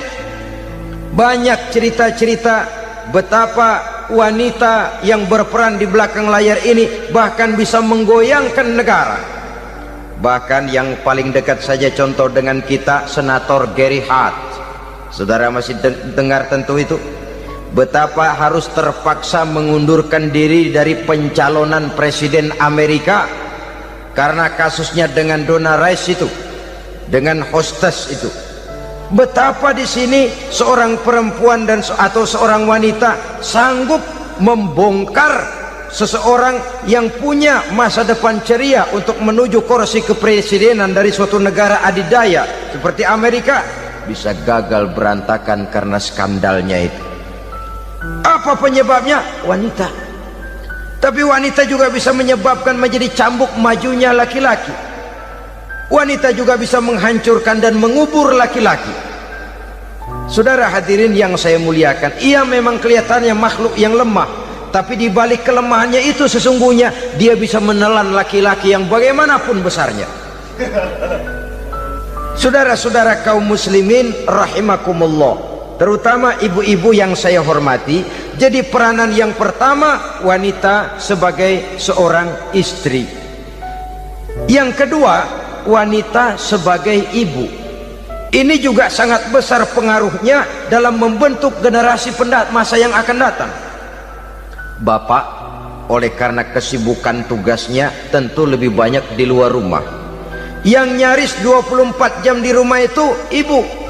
Bagaimana dia merawat anaknya, bagaimana dia menaruh perhatian terhadap anaknya, bagaimana ia melimpahkan kasih sayang kepada anak-anaknya, akan membentuk kepribadian anak dan artinya membentuk generasi yang akan datang. Kalau seorang ibu sudah cuek-cuek saja kepada anaknya, padahal Quran mengatakan al-jannatu tahta aqdamil ummahat, surga di bawah telapak kaki ibu. Hadis ini bisa kita artikan macam-macam. Pertama, anak tidak akan mendapat kebahagiaan tanpa ridho daripada ibunya. Kedua, ibu adalah wanita agung yang harus ditaati. Ketiga, neraka atau surga anak bergantung kepada ibu, bagaimana dia mewarnai anak. Kalau ibunya cuek-cuek saja sama anaknya, dan sering jadi contoh klasik, kalau anak ayamnya beduk maghrib belum pulang, satu RT dicariin, hansip diundang, kalau perlu dan ramil dilaporin. Tapi kalau anak gadisnya jam 12 tengah malam belum pulang, ibu tenang saja Pak, tidak tergerak dan tidak tertarik hatinya. Ya tentu tidak semua. Kalau sudah begitu, bukankah hakikatnya ibu sudah menciptakan neraka buat anaknya sendiri? Khalil Gibran dalam satu tamsil yang indah pernah mengatakan, kalau kita diberikan sebutir mutiara, sebutir intan, dan intan itu sebutirnya sebesar telur ayam, benda yang sangat langka dan berharga, tentu kita sayang intan atau mutiara itu. Kita jaga baik-baik, kita simpan dalam kotak, kotaknya kita kunci, kotak itu kita simpan di dalam lemari, lemarinya kita kunci lagi, lemarinya ada di dalam kamar, kamarnya pakai pintu, pintunya kita kunci lagi, kamar itu ada dalam rumah, rumahnya pakai pintu, dikunci lagi, kemudian rumahnya pakai pintu gerbang besar, gerbangnya juga digembok lagi. Untuk menjaga intan itu jangan sampai hilang, begitu usaha kita berlapis-lapis. Dan intan itu sudah diberikan kepada kita, kata Khalil Gibran. Apa dia? Anak-anak yang diamanahkan Allah kepada kita. Itu intan-intan mahal, itu mutiara-mutiara pilihan yang dititipkan dan diamanahkan untuk kita jaga sebaik-baiknya. Haruskah dia sia-sia di tangan kita? Haruskah dia merana jatuh di tangan ibu yang tidak punya tanggung jawab? Saudara hadirin yang saya muliakan, oleh karenanya peranan sebagai ibu ini sangat menentukan bagi pembentukan generasi yang akan datang. Salah ibu mengarahkan anak, akan lahir generasi mendatang yang tidak kita harapkan. Sehingga Nabi bersabda, kullu mauludin yuladu 'alal fitrah fa abawaihi yuhawwidanihi aw yunassiranihi aw yumajjisanihi. Setiap bayi dilahirkan dalam keadaan suci, setiap bayi dilahirkan dalam keadaan bersih, tidak punya dosa. Islam tidak mengenal dosa warisan. Semua saja bayi lahir dalam keadaan suci dan bersih. Kalau demikian lalu bagaimana? kata Nabi, ibu bapaknya lah yang kelak akan menjadikan anak itu sebagai Yahudi, yang kelak menjadikan itu anak itu sebagai Nasrani, atau menjadikan anak itu sebagai Majusi. Ibu bapaknya yang mewarnai anak. Ibaratnya anak itu kertas putih, mau ditulis tinta hijau warnanya hijau, mau ditulis tinta merah warnanya merah, mau ditulis tinta hitam pun warnanya hitam. Oleh karena itu pembentukan anak yang soleh secara mental sesungguhnya sudah diwarnai oleh kebiasaan ibu bapak dalam pergaulan di rumah tangganya secara mental. Sehingga dengan demikian saudara-saudara, salah kaprah ibu dalam mengarahkan anak-anaknya akan melahirkan generasi penerus yang sungguh-sungguh tidak kita harapkan, dan pada gilirannya akan membahayakan perkembangan bangsa dan negara, membahayakan kita sebagai suatu umat. Apalagi sekarang ini masih banyak orang-orang muslim, orang-orang tua muslim yang kadang-kadang menyekolahkan anaknya di sekolah yang membahayakan akidahnya, mematikan imannya, menghancurkan tauhidnya. Pokoknya asal bonafid keluar sekolah ada jaminan lapangan kerja, perkara anak mau kafir mau murtad bukan urusan. Alangkah ironi dan sangat menyedihkan. Saudara-saudara yang saya hormati, jadi dari segi kaum wanita peranan ibu sangat besar. Dari segi anak, ketaatan kepada ibu, doa restu ibu akan membawa kepada kebahagiaan hidup. Doa ibu mustajabah, kutukan ibu manjur. Beberapa hikayat dan riwayat menjadi contoh dan tamsil buat kita betapa tidak ada satu kebahagiaan di dunia ini yang bisa ditegakkan tanpa doa restu daripada ibu. Pantas kalau dalam Al-Quran ada ummul kitab, ibunya atau induknya kitab. Tiap negara punya ibu kota, bapak kota tidak ada. Lalu lagi wawasan Nusantara disebut ibu pertiwi, bapak pertiwi kemana tahu. Saudara hadirin yang saya muliakan, lalu dalam peringatan hari-hari besar nasional ada yang namanya Hari Ibu. Hari bapak nggak pernah diperingati. Ada Hari Ibu, dan ibu itu pun ada Ibu Kartini, ada Ibu Dewi Sartika, dan macam-macam lagi yang seluruhnya merupakan refleksi dan gambaran betapa peranan kaum wanita di dalam kehidupan ini yang memang banyak mewarnai dan menjadi warna dari suatu kegiatan. Saudara-saudara kaum muslimin rahimakumullah, apabila yang pertama tadi kita melihat peranan kaum wanita sebagai istri, betapa ia berpengaruh besar dalam ikut menunjang keberhasilan dan kesuksesan suaminya. Kemudian pada peranannya yang kedua, wanita sebagai ibu di rumah tangga, betapa ia ikut membentuk, mempengaruhi, mewarnai dan membimbing kepribadian anak sebagai generasi penerus. Maka pada peranan yang ketiga ini kita akan melihat wanita sebagai social agent, sebagai penggerak kegiatan sosial di berbagai bidang kehidupan. Apakah itu bernama majelis taklim, apakah itu bernama perkumpulan dan yayasan-yayasan kemanusiaan, organisasi-organisasi yang bergerak di bidang pendidikan. Bahkan di zaman sekarang bukan hanya menjadi penggerak sosial, bahkan sudah banyak kaum wanita yang menggerakkan satu bangsa. Dunia mengenal Margaret Thatcher, dunia mengenal Indira Gandhi, dunia mengenal Bandara Naike, dunia mengenal Corazon Aquino, dunia mengenal Golda Meir dulu itu dari Israel, dunia mengenal Imelda Marcos yang ambisius tapi yang kemudian melangkah kepada jalan yang negatif dari tujuan semula. Ini bukan hanya sekedar social agent, tapi bahkan sudah mengarah kepada menggerakkan dan mewarnai suatu bangsa. Islam membuka pintu ke arah itu. Wanita duduk dan berfungsi sebagai social agent, mengurus berbagai macam perkumpulan-perkumpulan yang bertujuan kepada kebajikan, menyantuni yatim piatu, memelihara kesehatan, menyayangi binatang, memelihara kelestarian lingkungan dan lain sebagainya. Islam membukakan pintu sepanjang peranan sebagai istri dan sebagai ibu tidak diabaikan. Ini sebab yang utama.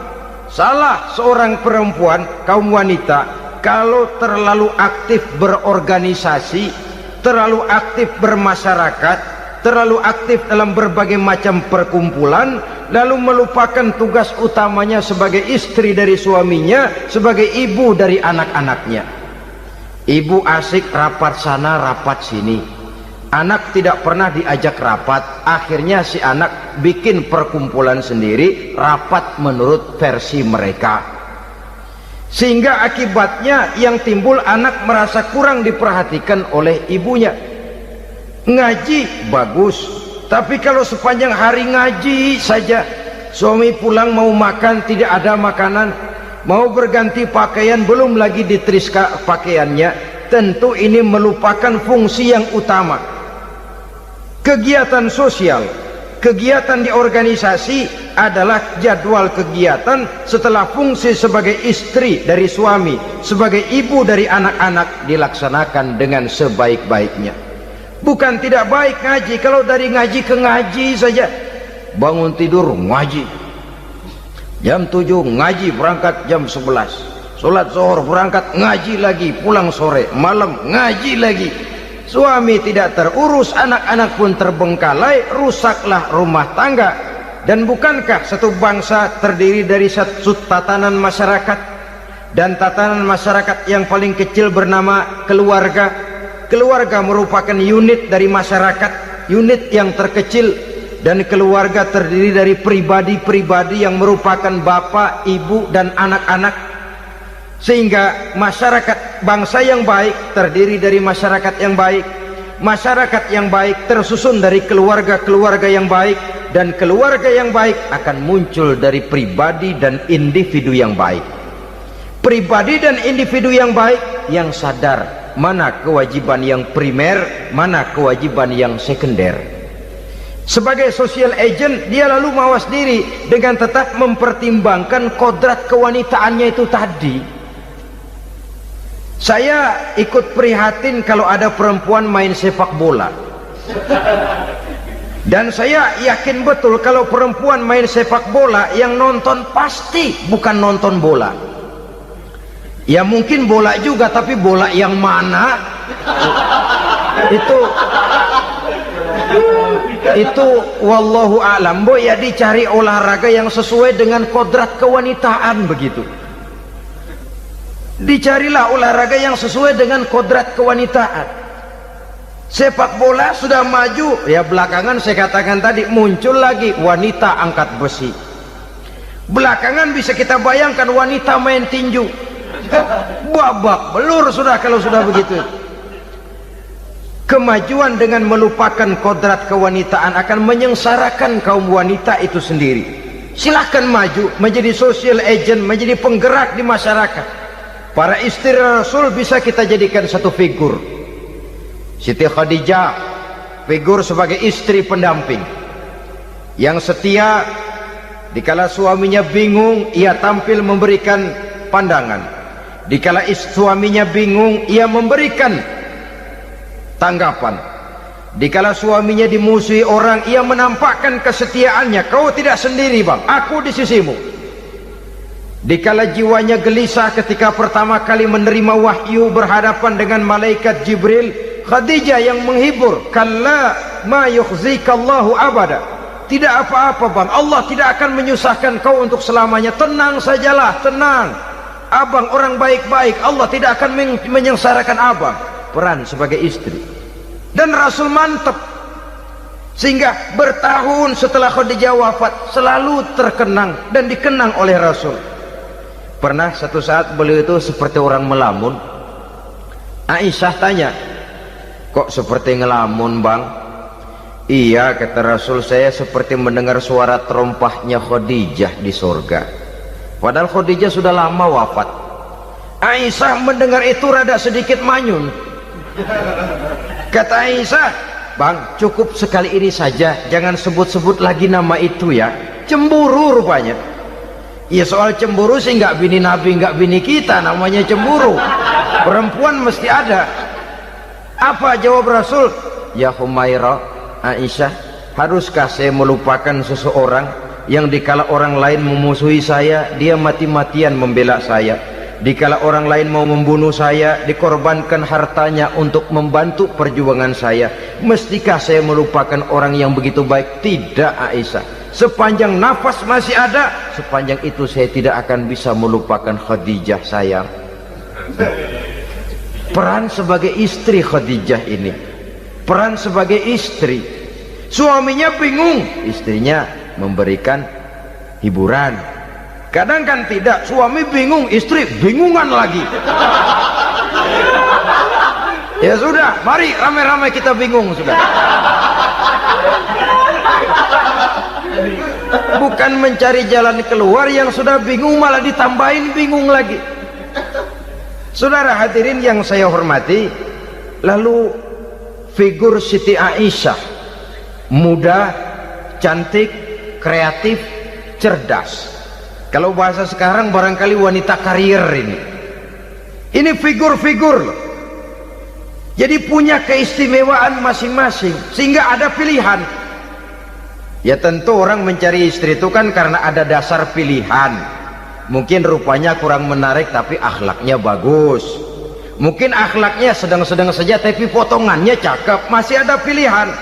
Sudah potongan jelek, akhlak bejat. Emangnya lu milih merem tempo hari ya?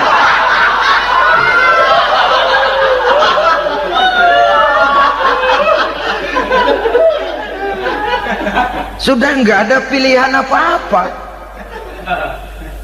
Lalu ada istri yang punya keistimewaan karena sifatnya yang sabar, ada yang wataknya itu pemurah, ada yang sifatnya itu belas kasih. Pendeknya, dari istri-istri Rasul kita bisa menemukan figur-figur wanita teladan. Sehingga keliru kalau kaum orientalis barat mengatakan Rasulullah itu katanya sesungguhnya adalah seorang seks mania, istrinya banyak. Oh ini memang bajingan ini orientalis ini. Kalau Rasulullah itu seorang seks mania, tentu yang dinikahinya itu pertama jelas gadis semua, yang kedua tentu cantik-cantik semua. Dari istri-istri beliau yang dikawininya dalam keadaan gadis cuma Siti Aisyah, selebihnya janda. Apa pertimbangannya? Menyantuni yatim-yatimnya, mengayomi janda-janda yang ditinggal suaminya gugur di medan perang, untuk memperkuat keimanannya. Itu pilihan utama Rasul. Kita sekarang ini ya ngakunya sih ikut sunnah Rasul, cuma sunnahnya urusan kawin melulu. Ada duit sedikit, kawin maning, kawin maning. Ditanya orang kenapa kawin melulu, sih mas sunnah Rasul. Bukan main. Kalau sudah urusan kawin pahlawan betul sunnah Rasul. Padahal kawin lagi dalam Islam itu sungguh pun boleh, tapi tidak diperintah. Tidak diperintah, memang cuma boleh. Itu kalau dalam pesawat itu cuma semacam emergency exit lah ya, yang tidak boleh sembarang waktu bisa dibuka. Kalau memang sanggup berlaku adil, tafadhol. Kalau tidak, satu juga nggak habis. Lagian saya kira perempuan itu kan cuma perbedaan rupa saja, perbedaan selera saja. Seperti singkong dengan sate, bedanya kan cuma di tenggorokan. Kalau sudah masuk ke perut, kenyangnya kan sama. Perempuan cuma berbeda dalam selera, rasanya barangkali ya, barangkali.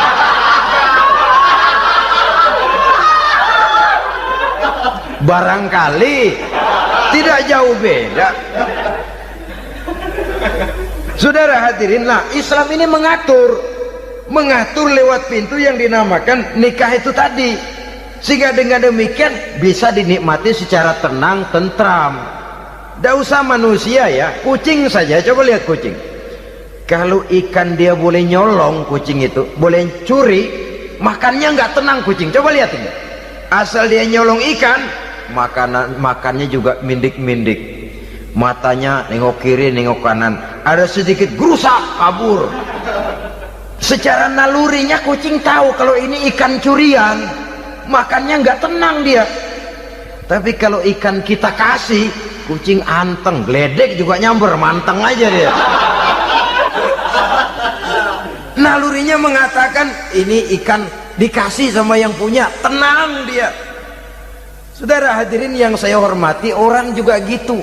Kalau hubungan suami istrinya sudah sah, diikat dengan akad nikah, tenang, anteng, nggak gerasak gerusuk, nggak kayak diubur-ubur maling, anteng aja. Dia yang ngintip juga cuek aja udah, biarin aja dia ngintip, capek sendirilah.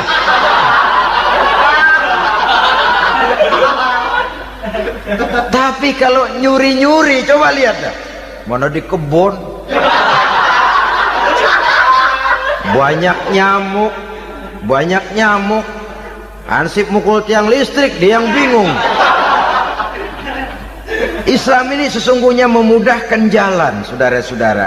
Jadi sebagai social agent, wanita bisa berperan untuk itu, apalagi untuk hal-hal yang menyangkut wawasan kemanusiaan, di mana kaum wanita karena emosinya lebih tinggi daripada kaum laki-laki, dia sangat peka terhadap masalah-masalah yang menyangkut kemanusiaan. Hatinya mudah tergugah, perasaannya cepat terenyuh, dengan penderitaan dia cepat tergugah. Dia bisa menjadi social agent tanpa harus melupakan fungsi utama sebagai istri dan sebagai ibu dari anak-anaknya, sebagai istri dari suaminya. Saudara hadirin yang saya muliakan, dahulu Al-Quran pernah menceritakan betapa istri-istri pembesar di istana mewah di zaman Nabi Yusuf, kalau istilah sekarang nyonya-nyonya jet set, nyonya-nyonya VIP, betapa mereka mau memporak-porandakan keimanan seorang pemuda seperti halnya Nabi Yusuf alaihi salam. Dan Nabi Yusuf kemudian ternyata tidak mau jadi gigolo yang kerjanya hanya menyenangkan wanita-wanita jet set kelas VIP ini tadi. Sesungguhnya ini cuma satu simbol yang kejadiannya bisa saja terjadi pada zaman modern dalam versi dan kondisi yang berbeda. Namun bagaimanapun juga, wanita dengan peranannya sebagai social agent, sebagai penggerak masyarakat, sangat besar pengaruhnya dalam ikut mewarnai perkembangan suatu negara. Seorang suami perlu memberikan dorongan kalau istrinya aktif di bidang sosial, asal dengan catatan saja, fungsi sebagai istri, fungsi sebagai ibu jangan sampai terlantar karenanya. Bahkan saya katakan tadi, di zaman sekarang wanita tidak lagi hanya berfungsi sebagai social agent, bahkan sebagai national agent, penggerak dari satu bangsa. Muncul wanita-wanita yang jadi menteri, yang jadi anggota DPR, bahkan yang jadi kepala desa dan lain sebagainya. Secara umum memang ar-rijal qawwamuna 'alan nisa, laki-laki adalah pembimbing bagi kaum wanita karena kelebihan fisik biologis, kelebihan kemampuan intelektual dan lain sebagainya. Namun wanita pun boleh saja menjadi social agent sepanjang catatan yang saya sampaikan tadi. Jangan sampai melupakan kodrat kewanitaan, jangan sampai mengalahkan fungsi sebagai istri dari suaminya, sebagai ibu daripada anak-anaknya. Nah, kemudian fungsi yang keempat di bidang ilmu pengetahuan. Islam memberikan kesempatan yang sama kepada kaum wanita. Thalabul ilmi faridatun ala kulli muslimin wa muslimatin. Menuntut ilmu itu wajib hukumnya bagi orang Islam, baik laki-laki maupun perempuan. Sampai dibentuk kalimat pengecuali khusus ini, muslimin wa muslimatin, bagi muslim laki-laki, bagi muslim perempuan. Dan alhamdulillah, kalau dulu di zaman Raden Ajeng Kartini nasib perempuan berada di balik pintu yang digembok rapat-rapat, siklusnya berputar cuma sumur dapur kasur, kasur sumur dapur, dapur sumur kasur.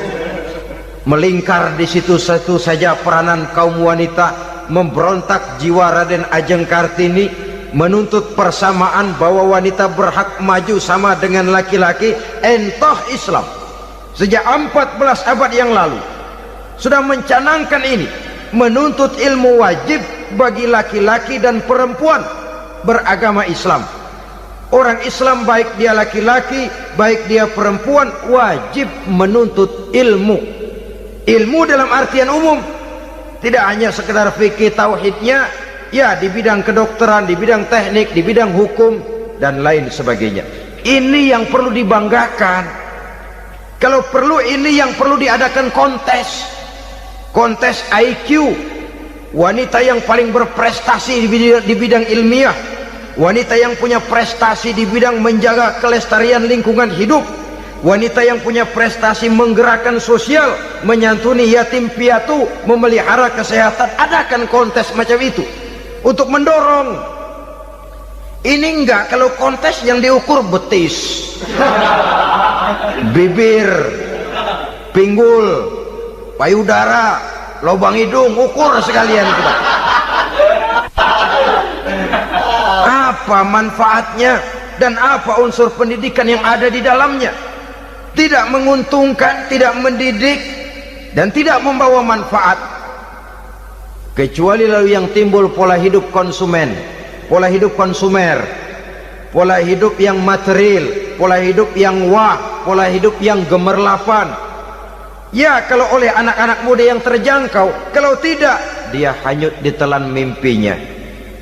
Dia ingin bergaya hidup jet set, sementara dia dihadapkan oleh kenyataan bahwa dia tinggal di kampung, ibu bapaknya orang kampung, dan lain sebagainya. Jiwanya berontak, terjadilah kegalauan, terjadilah kerancuan, terjadilah komplikasi, perang di batin antara keinginannya dengan lingkungan nyata yang dihadapinya. Dan kalau sudah ada gejala semacam itu, penyakit-penyakit kejiwaan akan mudah muncul. Ini gejala terutama buat orang-orang yang tinggal di daerah transisi, kota besar bukan, kampung banget juga enggak, daerah cekak. Akibatnya gayanya ya sering gaya nggak karu-karuan, gaya kepalang tanggung jadinya. Saudara hadirin yang saya muliakan, akhirnya apa? Santri tapi lagunya kayak koboi, koboi tapi sesungguhnya santri. Saudara hadirin yang saya hormati, dengan demikian maka di bidang ilmu pengetahuan wanita mempunyai peranan yang sangat besar. Dia bisa tampil dengan karya-karya ilmiahnya yang membawa manfaat bagi perkembangan agama, bangsa dan negaranya. Majulah kaum wanita dengan ilmu pengetahuan, tuntutlah ilmu seluas-luasnya. Kita hidup di satu negara yang merdeka, kita beragama yang memberikan satu keyakinan bahwa menuntut ilmu merupakan kewajiban, bahwa peranan wanita tidak hanya di belakang dapur, lain sebagainya, yang seluruhnya terpantul dari dinamika kehidupan kaum wanita. Saudara-saudara kaum muslimin rahimakumullah. Kemudian yang kelima, peranan wanita dalam bidang agama. Kita bersyukur sekarang ini gejalanya dimanapun pengajian, biasanya lebih ramai pengajian ibu-ibu dari bapak-bapak. Peringatan hari-hari besar keagamaan, biasanya lebih ramai ibu-ibu daripada bapak-bapak. Pengajian ibu lebih ramai, padahal kalau bicara sibuk, lebih sibuk ibu daripada bapak misalnya. Kalau sudah pengajian bapak-bapak, biasanya pengajiannya ramai cuma 3 giliran itu, pembukaan, maulid, penutupan. Kalau sudah yang rutin pengajian tiap minggu, 3 pojok yang ngaji, yang atuh nguap, yang atuh pules, yang atuh ngiler.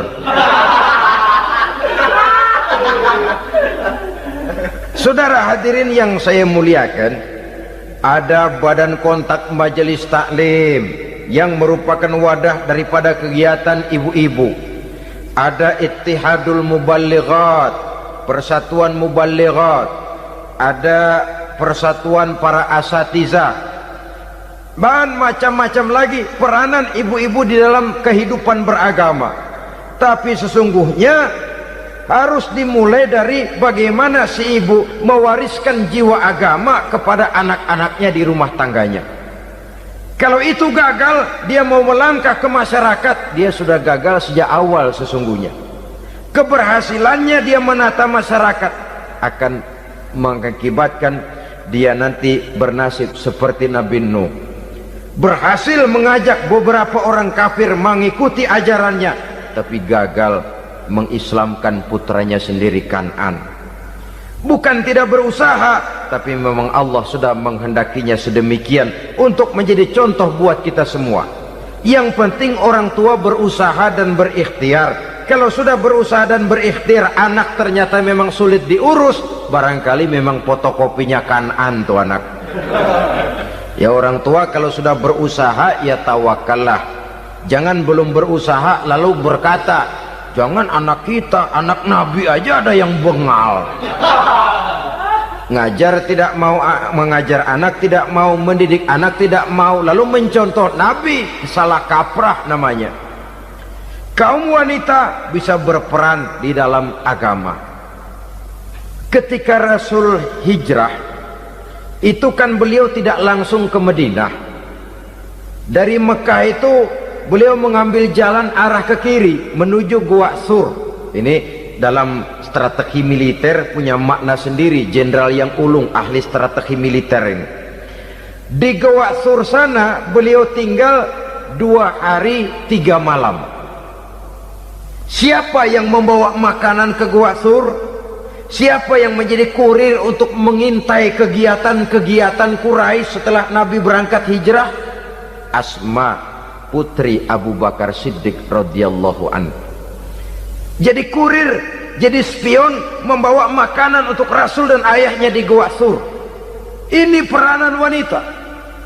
Di tengah bahaya, di tengah keadaan posisi terjepit, Rasul di dalam gua, diamatinya keadaan Quraisy, dilaporkannya kepada Rasul. Jasa seorang wanita bernama Asma, putri dari Abu Bakar Siddiq radhiyallahu anhu. Rabi'atul Adawiyah, seorang sayyidah sufiyah, ahli tasawuf yang terkenal dengan ajaran cintanya kepada Tuhan. Dia bisa menjadi tokoh wanita dalam gerakan sufi oleh karena kegiatannya di bidang agama, dalam arti mujahadahnya kepada Allah subhanahu wa ta'ala. Dia korbankan bagian besar daripada hidupnya untuk mengabdi kepada Allah. Setelah suaminya meninggal, seumur hidup dia tidak pernah nikah lagi. Bukan tidak cantik, cantik. Bukan tidak ada yang mau, banyak yang meminang. Bahkan diantaranya termasuk Sufyan Tsauri, seorang tokoh juga, pernah mencoba meminang beliau. Kata Sufyan, Rabi'ah, bagaimana? Kamu kan janda? Iya. Lalu, lah saya kan duda. Jadi bagaimana? Daripada kita masing-masing sendiri-sendiri kan lebih baik kita join.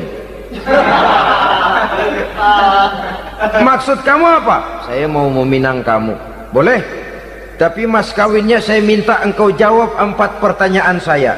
Kalau bisa, diri saya seutuhnya saya berikan kepada kamu. Kalau tidak, tidak usah saja. In ajabtani fi 4 masail fa ana laka. Kalau engkau sanggup menjawab 4 pertanyaan saya, seluruh diri saya bulat-bulat saya serahkan kepada kamu. Yang pertama, Sufyan, semua orang kan bakalan mati. Iya. Ya soal mati sih sama, mati. Cuma hakikat mati kan lain-lain. Ada yang matinya itu husnul khatimah, mati baik di akhirnya. Lagi ngaji, mati. Lagi baca Quran, mati. Lagi sholat, mati. Lagi dengar ceramah, mati. Lagi sodakoh, mati. Itu mati-mati yang su'ul khatimah.